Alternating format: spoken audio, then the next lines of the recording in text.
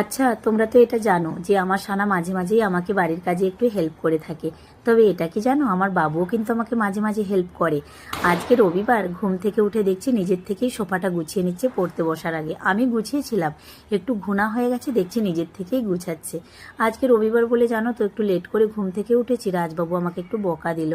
আসলে রাজের একদম পছন্দ না লেট করে ঘুম থেকে ওঠা, সকাল সকাল ওঠাটাই রাজ পছন্দ করে, কি আর করা যাবে। তো এই যে বাজার থেকে বাজারগুলো করে নিয়ে এসেছে, এই শাকগুলো কতদিন পরে খাবো। সজনে শাকটা অনেক দিন নিয়ে আসে না, যেটা আমার খুবই পছন্দের। আর নিয়ে এসেছে চিকেন। আসলে আজকে চিকেন চিল্লি হবে আমার ছেলে মেয়ের আবদারে। কিছুটা মোরলা মাছও নিয়ে এসেছে। আমি ঠাকুরকে আরতি করার পর পেঁয়াজ ক্যাপসিকাম যা যা লাগবে চিল্লি চিকেনে সেগুলো রেডি করে রেখেছিলাম।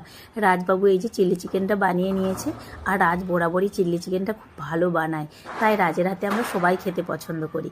যাই হোক, বিকেলের সময় রাজবাবুকে এখন বানিয়ে দিলাম 1 কাপ চা, নিজেও 1 কাপ খাবো, তবে লিকার চা খাবো। তারপর সন্ধ্যা আরতি করে একটু মার্কেটে যাব। ছেলে মেয়ে যেহেতু এক্সাম, ওরা বাড়িতেই থাকবে। 2-3 দিন হলো ঠাকুরকে পুজো দিচ্ছি, আমাদের অসুজ কেটে গেছে, এখন রেডি হয়ে গেছি।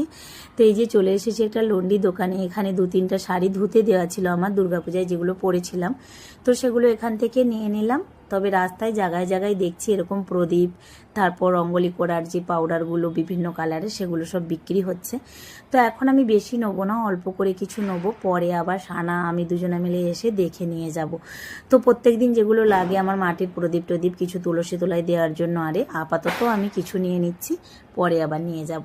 তবে বিভিন্ন ধরনের বিভিন্ন ডিজাইনের প্রদীপ এখানে পাওয়া যাচ্ছে, আরও রঙ্গোলি করার বিভিন্ন ধরনের ডিজাইন পাওয়া যাচ্ছে। আর এই যে রেস্টুরেন্টটা দেখতে পাচ্ছ, এটা কিন্তু নতুন রেস্টুরেন্ট, কিছুদিনই হলো ওপেন হয়েছে। তো আমাদের ইচ্ছে আছে মানে পরে কোনো একদিন এসে এখানে খাওয়া দাওয়া করবো ছেলে মেয়েকে নিয়ে এসে। তো অন্য একটা রেস্টুরেন্ট থেকে আমরা কিছুটা খাবার নিয়ে নিয়েছি। তারপর রাস্তায় যেতে যেতে দেখলাম বাতামি লেবু, তবে সাইজটা ছোট, বললো খুব একটা মিষ্টি হবে না, তাই নিলাম না। রাঙালু পোড়া কিছুটা নিলাম 1 কিলোর মতো। আর এখান থেকে নিয়ে নিচ্ছি পেয়ারা। পেয়ারাগুলো দেখছি খুবই ভালো আছে, তাই 1.5 কিলোর মতো পেয়ারা নিলাম। ছেলে আর আমি পেয়ারা খেতে তো ভালোবাসি বরাবরই, আর আমাকে একটু শক্ত পেয়ারাই ভালো লাগে।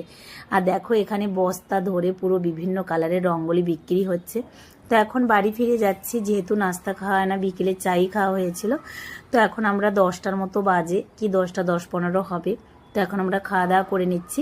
আর দুপুরের কিছুটা চিল্লি চিকেনও ছিল। খাওয়া দাওয়ার পর এই যে সজনে শাকটা বেছে নিলাম, এখন একটু রাঙালু পোড়া খাবো, যেটা রাজবাবুর আমার খুবই পছন্দের। ছেলে মেয়ে মোটামুটি খায়, ওরা জোর করে খাওয়াতে হয়, না না আমি রাজবাবু কিন্তু খুব পছন্দ করি এটা।